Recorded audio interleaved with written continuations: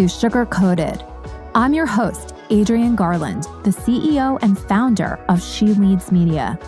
For far too long, women have been conditioned to sugarcoat their words, their actions, and the way they show up in the world, and to conform to certain cultural norms and ideals. This is inherently designed to keep those who are outside of the norm from gaining power, prestige, wealth, and influence, preventing more women from being recognized and respected as the powerful leaders that we truly are. Join me each week as we dive into raw conversations with remarkable, uncompromising, and inspirational women that will encourage you to strip away your sugarcoating and move boldly in the direction of your magnificent dreams. Hi, everybody, and welcome back to the next episode of Sugar Coated.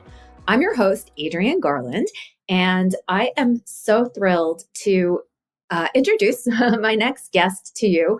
Her name is Nim Stant, and she's the founder of Go All In Media.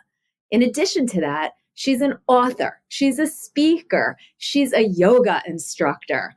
I am so excited to speak with you, Nim. Let's get into it.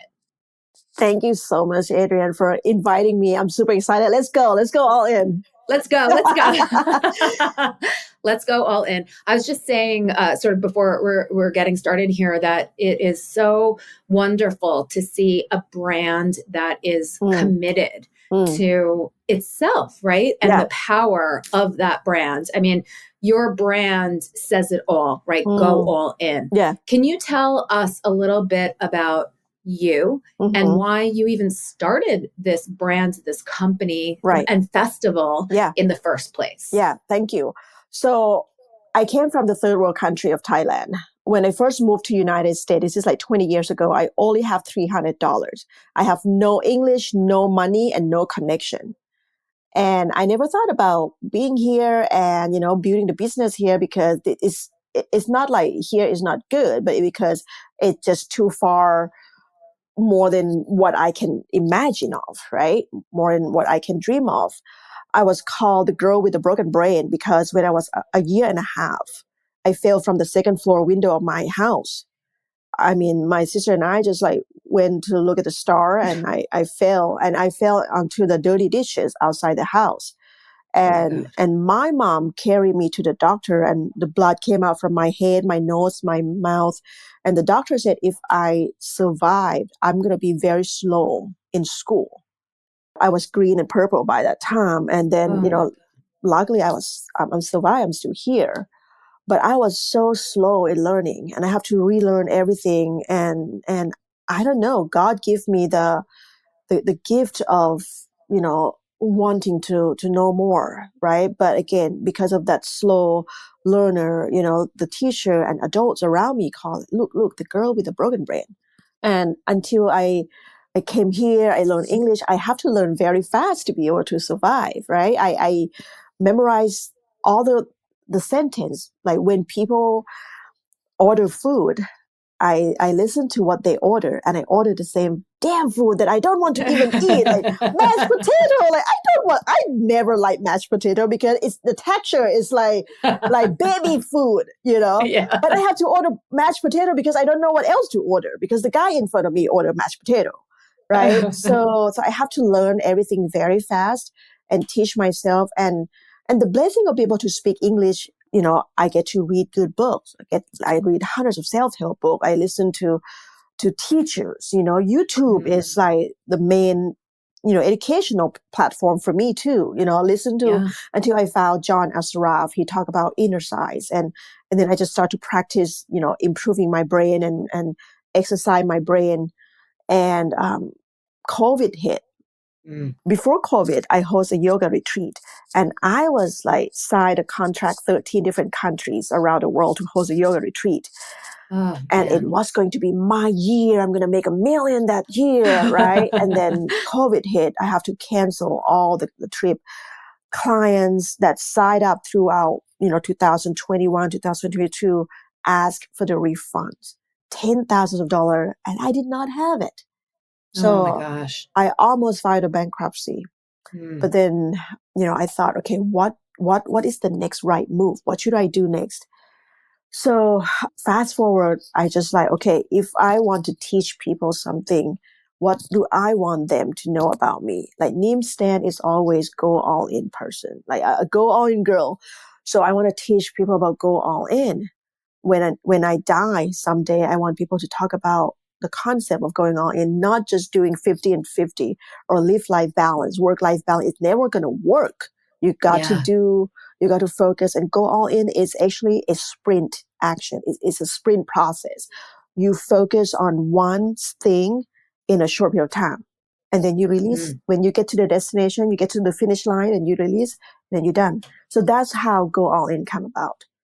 And then from the book Go All In, turn into Go All In Media Company, turn into Go All In Fest, where the speaker from all over the world come to speak, and it's turned into Go All In TV show that is aired on ABC 15.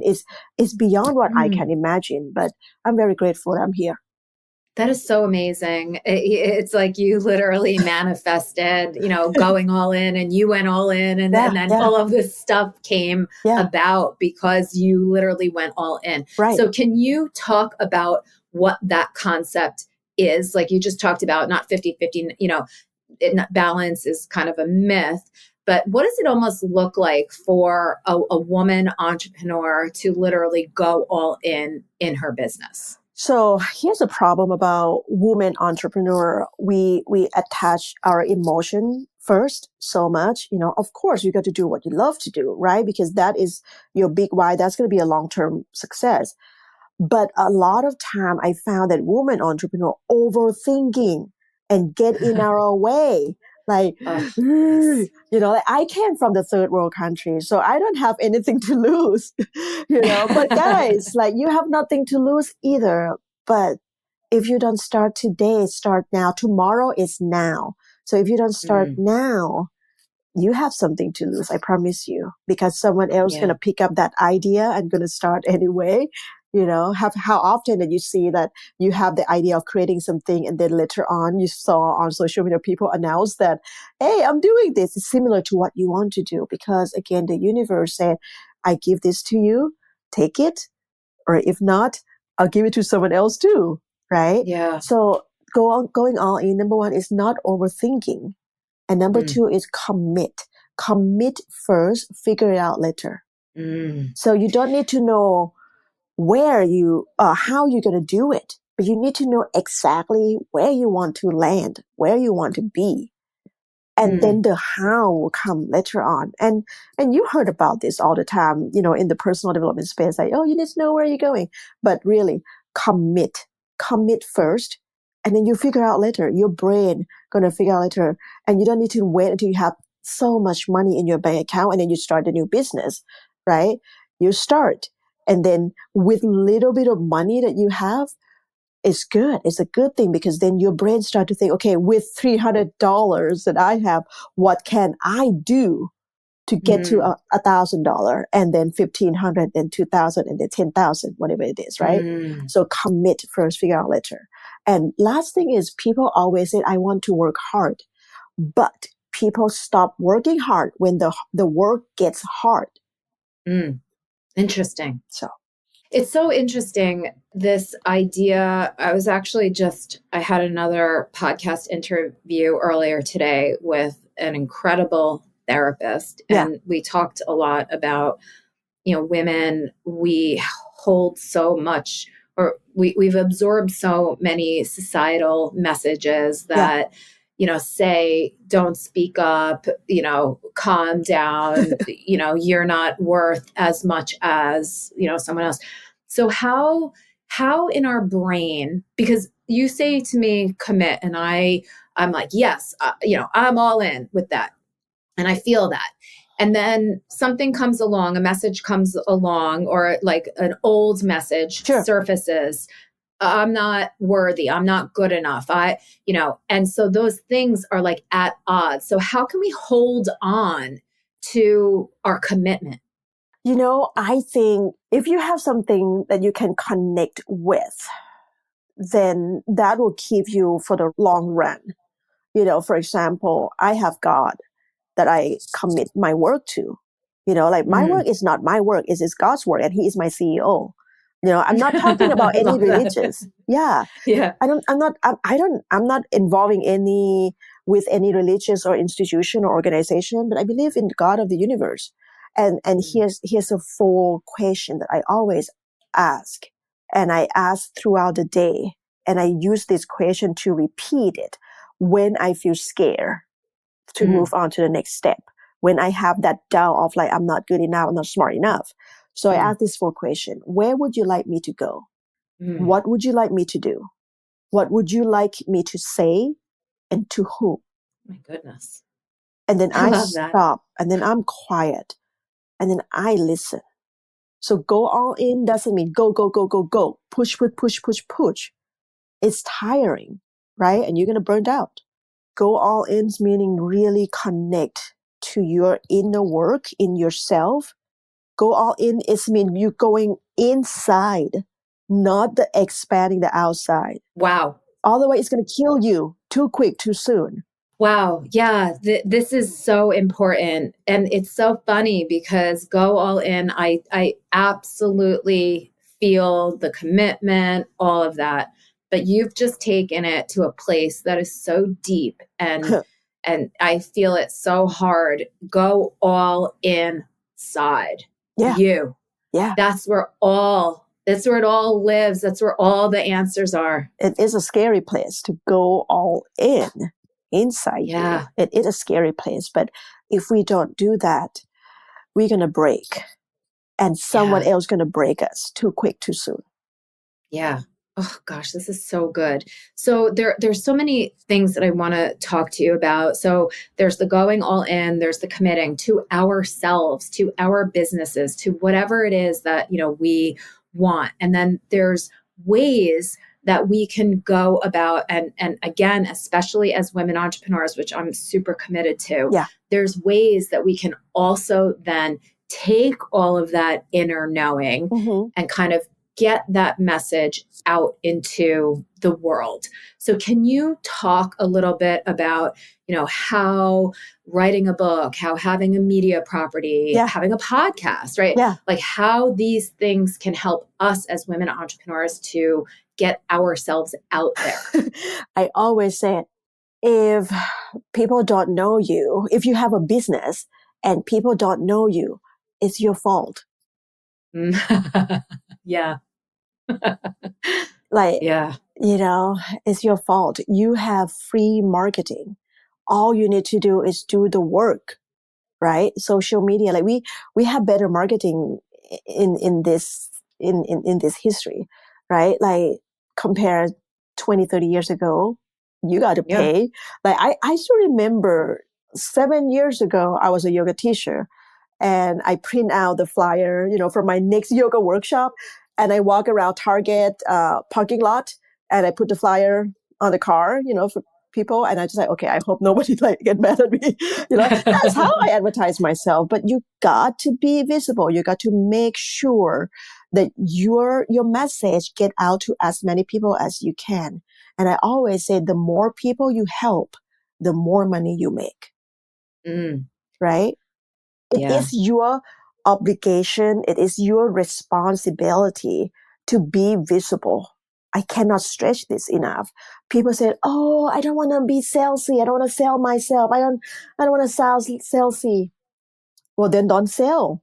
Then shut down the business and go to 9 to 5. That's fine too, if that is what you want. When you share your message and be yourself and be so authentic, people feel it, and they will not feel like you're trying to sell something. Yeah. And you can, when you get on the sales call, you can tell the potential client and say, "Hey, look, there's going to be some investment because I have to pay my bill too, but I'm here to help you get to where you want to be. So let's do this win-win together." Be honest. I have my team that I need to take care of them. They have family too. So as much as you have family to take care of them, how can we both make this work so that you can serve more people, right? Yeah. So please use media, use everything you can to get yourself, your face, your brand, your name, your message out there. Again, the more people you help, the more money you're going to make. I love that. And how can things like, let's focus in on a book for Sure. the time being. How can an asset like a book, Yeah. how can that help women entrepreneurs to get themselves out there? Like, let's say I don't have a book, I'm struggling a little bit with visibility, and I say to myself, I think that what I need is a book in order to help me. Yeah. Can you talk a little bit about how that book can truly help someone? Yeah. Yeah. Thank you. Your book can be a survival guide for someone's, right? Yeah. So before you write a book, again, a lot of authors make a mistake by thinking, oh, I'm going to sell 500 copies, 10,000 copy and make thousands of dollars, whatever it is. Well, think about this. The book is the low ticket item, right? It's only $15, $19, $25 at most, right? Well, how many copies you going to sell to make that $1,000? That's so tiring. Plus Amazon, take the commission from there too, right? Yeah. So before you start writing the book, think of what is the hook? What is the business hook that you're going to offer if someone read your book and they love it and they want to work with you? What is it that you're going to help them, going to serve them, right? And then write a book about it. And then from there, use your book, use the content, use the chapter, the paragraph in your book, repurposing the content, post on social media everywhere. Like I talk about going everywhere. And the reason why my book turned into the name of the company is because I want to make sure that I stay on one thing, right? Hold on to one thing and do very good at it. So again, a lot of authors make a mistake by after they publish the book become the bestseller, and then they thought magic going to happen. Well, nobody going to promote your book better than you. So you need to, keep talking about your book everywhere. So kind of like a funnel, using the book as a funnel. The bottom of the funnel is your book, $19.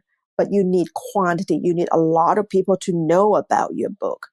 And then making an offer to the second funnel, medium price ticket. It can be, some coaching, some consulting, some, attending your workshop or retreat or whatever it is, and then hopefully move the readers to the top of the funnel, which can be $10,000s working one-on-one VIP day with you or something like that. I like the idea of a $10,000-$15,000 VIP day with me. So if anybody wants to take me up on that, that would be awesome. And then Nim, we can do yoga. We can go all in. Let's do it. Yeah. I had one reader read my first book, The Yoga Journey, and the book is $25. She read it and she feel like I talked to her like directly. So she bought the ticket from Chicago to go to Thailand from my Thailand yoga retreat for $4,000. Okay. Yeah. So then she showed me the book and she underlined and wrote everything. And then I talked to her and then she worked one-on-one with me for another $7,000. So from $25, she paid $4,000 and then she paid another $7,000 from one reader, one book turned into over $11,000. Thousands of dollars. That's amazing. And thank you so much for being so transparent about that too, because I often find that, unless it's, like an Amy Porterfield talking or like one of these like really, really, really successful women, we don't tend to talk about our businesses, how much money we're charging for things, what we're making. And we need to do that so that we are comfortable, because otherwise we end up undervaluing ourselves. We say, I don't know how much that would be for a VIP day. I don't know if you want to pay me $800. And then that is just like absolutely ridiculous, right? Yeah. So the more that we can have these open conversations about, look, a VIP day with me is my time. I'm prepping. I'm completely focused on you. That value is astronomical. Right. And it's going for that exchange. Right. There's a significant fee. Yeah. And VIP day for $10,000, but I'm going to help you make $50,000 by spending $10,000 with me. Yeah. You know what I mean? Exactly. Yes. So it's not 8 hours, 10 hours of that day that you're going to spend with me, go out and have lunch and VIP day, recording video, whatever it is. But it's the value of that 8 to 10 hours that you're going to spend with me. See yourself, like value, right? We sell the value. We are not selling hours. A lot of coaches, a lot of female entrepreneurs think, okay, creating the package of 2,500, you're going to get 5 hours with me. Well, I don't want to get 5 hours with you. I want to get value from you. Yeah. Yes. And we default to the 5 things or the 3 things or the 10 things because we feel like that is the tangible stuff.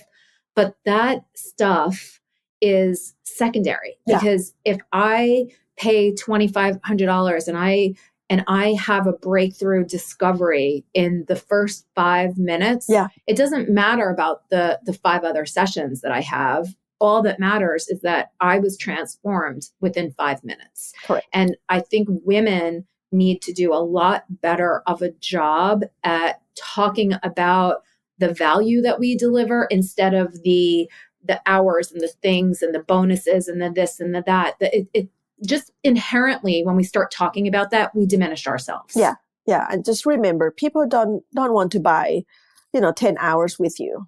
They can go find somewhere else. Yeah. They want to get value from you.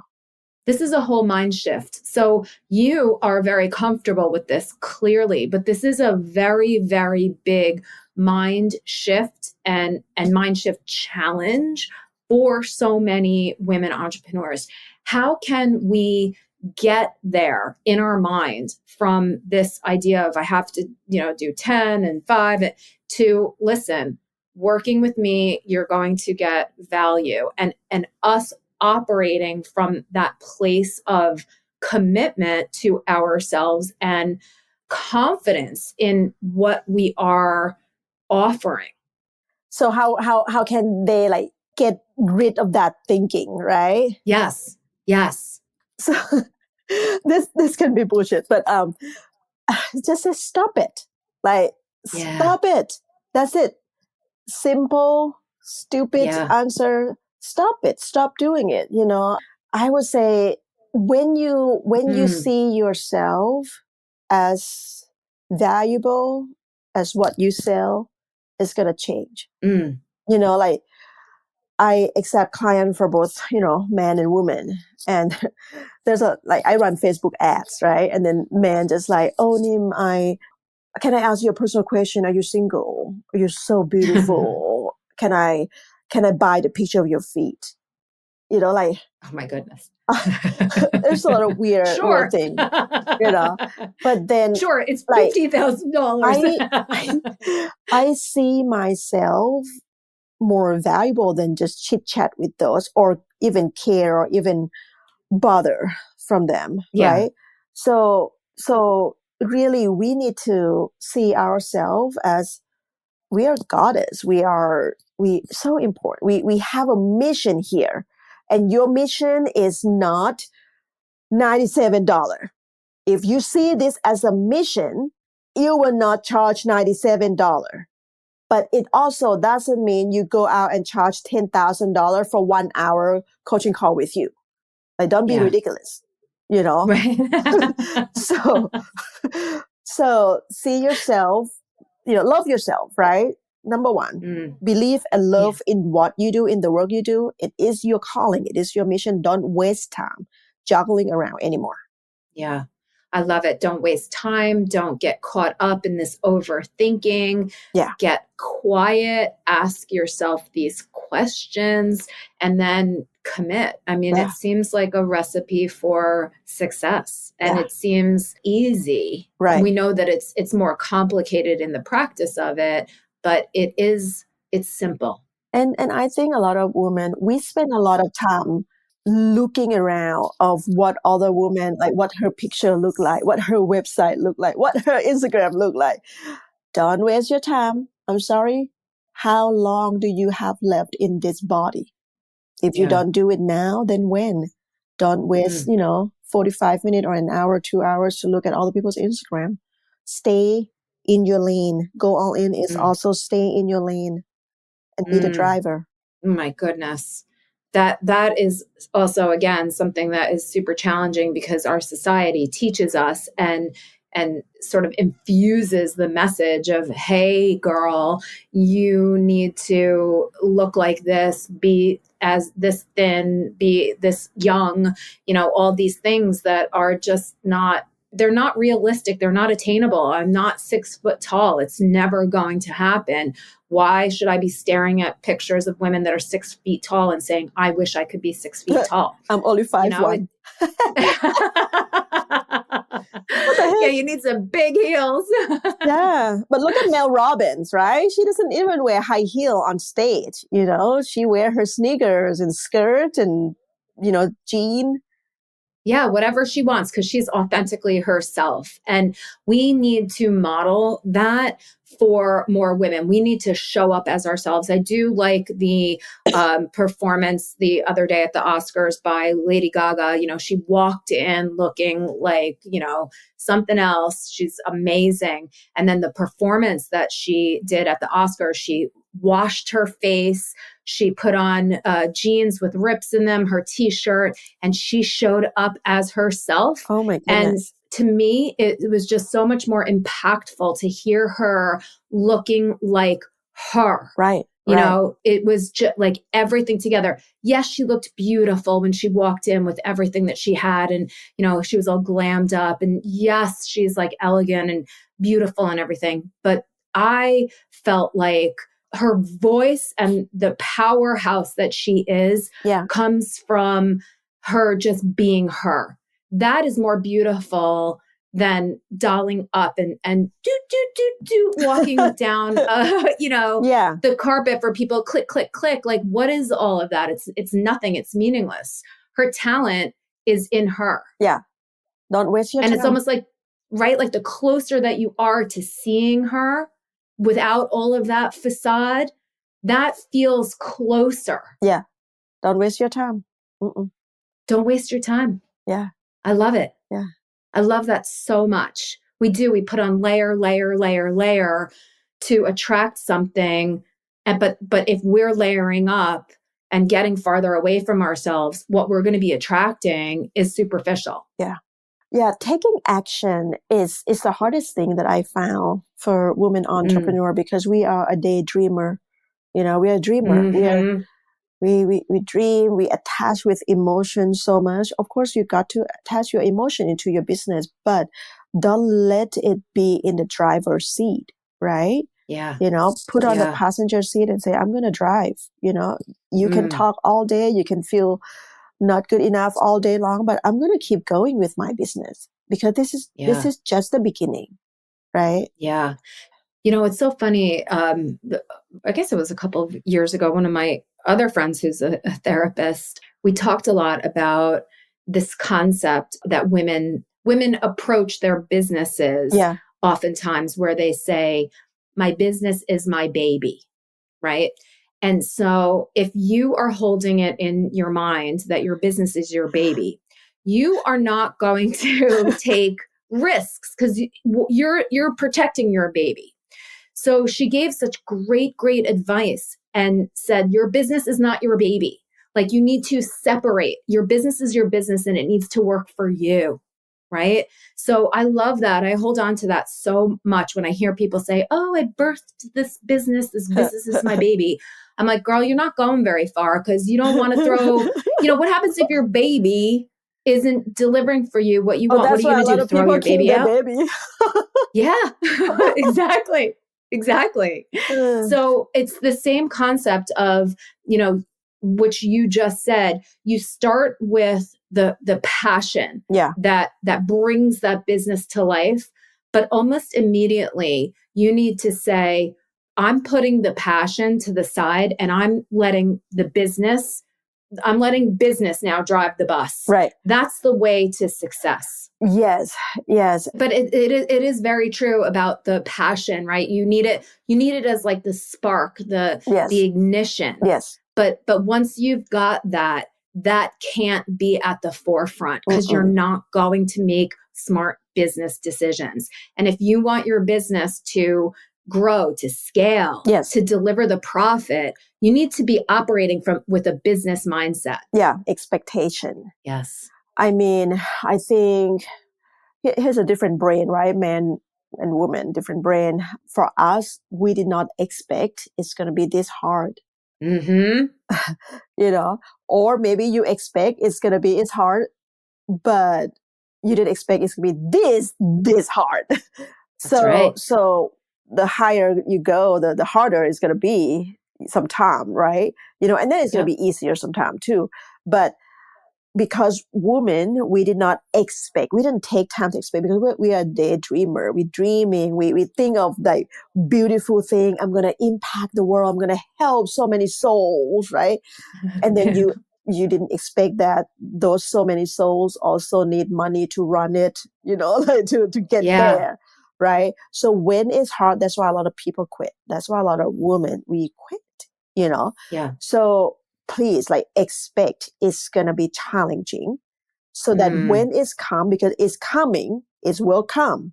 When it's come, you'll be ready to handle it, and you will not fall and cry, right? Yes. And then enjoy, like, celebrating when you win and celebrating when you lost.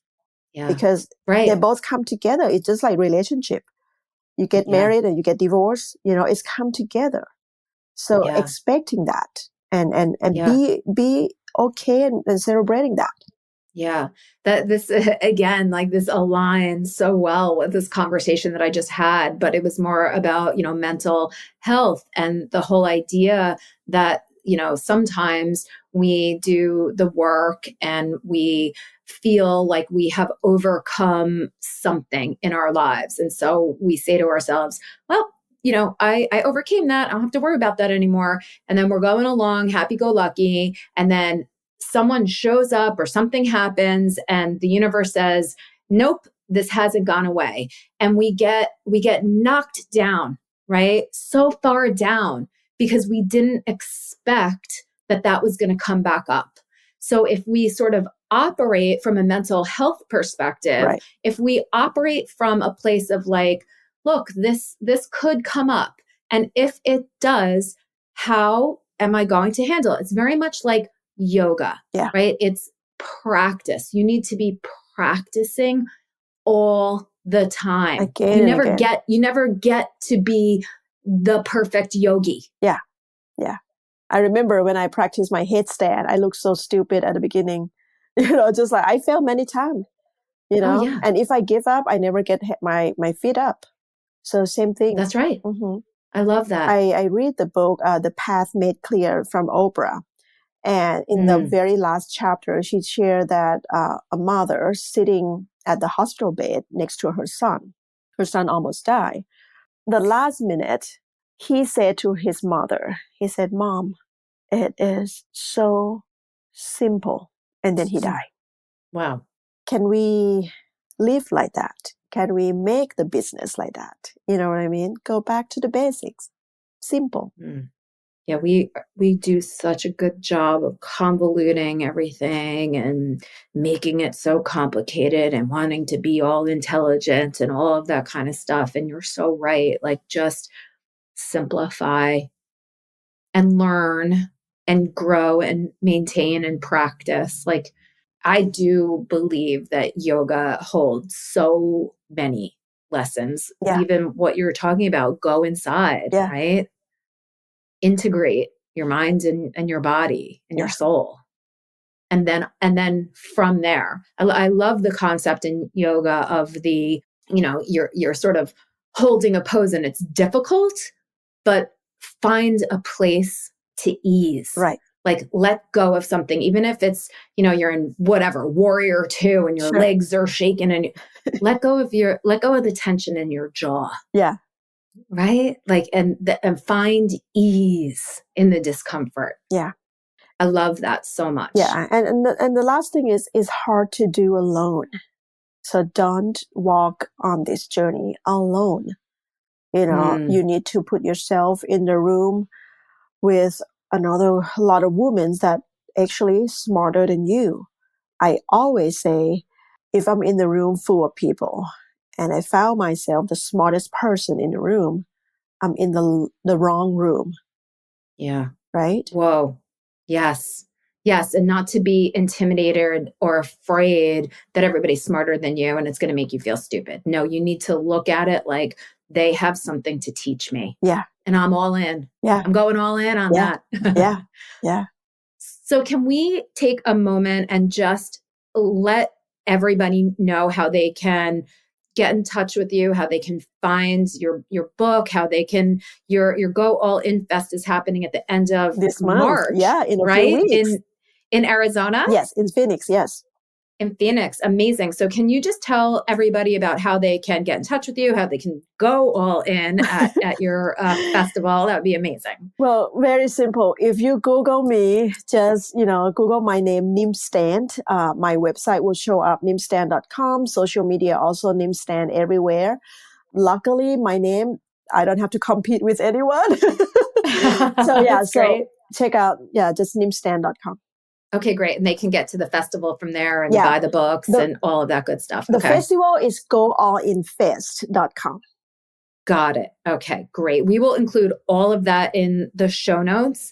And I just want to say, Nim, thank you so much for spending time with me here today. There were so many great lessons that came through in our conversation. And, I really am going to take away so much of, what you said about, asking those questions and then getting quiet and listening for the answer. So I thank you. And I know that the sugar-coated audience thanks you as well.